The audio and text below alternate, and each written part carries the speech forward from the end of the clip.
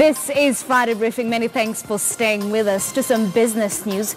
The outcry on the 16% VAT imposed on petroleum products isn't about to end soon, as more and more organizations step forward to have their voices heard, and the Kenya National Chamber of Commerce and Industry has not been left behind. The organization that works to promote sustainable business environment for economic prosperity has condemned the move, as they feel that it will negatively affect the economy. Instead, they're advising that the government should come up with other ways to make money and avoid what they term as overtaxing. As a business community, we are asking the government to rethink its option for financing its development and recurrent expenditure, instead of overtaxing various products that already bear a large tax burden.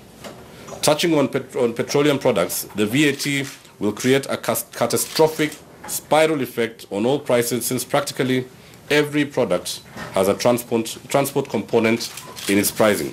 We suggest the following strategic measures to be implemented to address this issue. Increasing the tax base.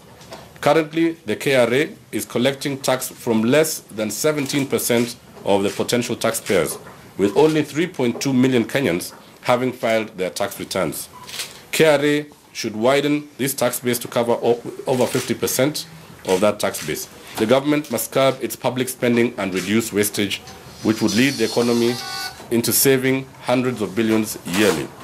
The government should focus on reducing its bloated administration by eliminating unnecessary positions. Corruption. This remains a thorn in the flesh of tax-paying Kenyans, who continue to witness money being lost through numerous schemes. The time has come to say enough is enough, and action must be taken to recover lost monies and halt any further bleeding of this. Now, as a way of promoting tourism and diversification in Kenya, tourism players in Malindi and Magarini sub-counties have introduced a food festival to be held after every 3 months. Now, the food festival brings together diverse cultures, both local and foreigners, which creates a proper ground for interaction and appreciation diversity of different cultures. Did you? I noticed the slight twang there, man. It's tasting better. You don't know what you're missing. Have you done everything? Already? No, what are you doing wrong? Why is he so relaxed? I'm sweating like a bloody church. You put that in there now. We're coming to Driftwood on Thursday night, is it?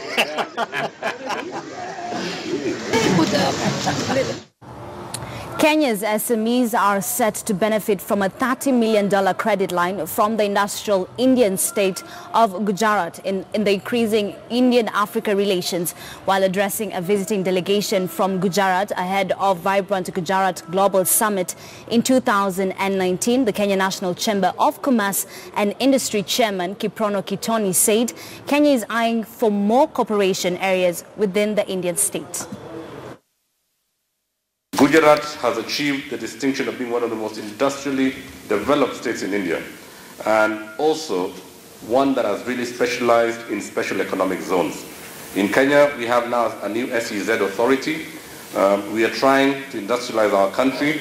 A lot of infrastructure has been deployed that will ease in the flow of goods and services. We have these very long trade links. And trade and commerce and economic cooperation is indeed the focus of our bilateral relationship, and we owe this not in small measure to, in fact, the Indian diaspora, which has been present here for a long time, which acts as a bridge between the two countries. Last event of Vibrant Gujarat happened in 2017, in which 116 countries participated, and I'm happy to say that last time we had very high level of representation from Kenya,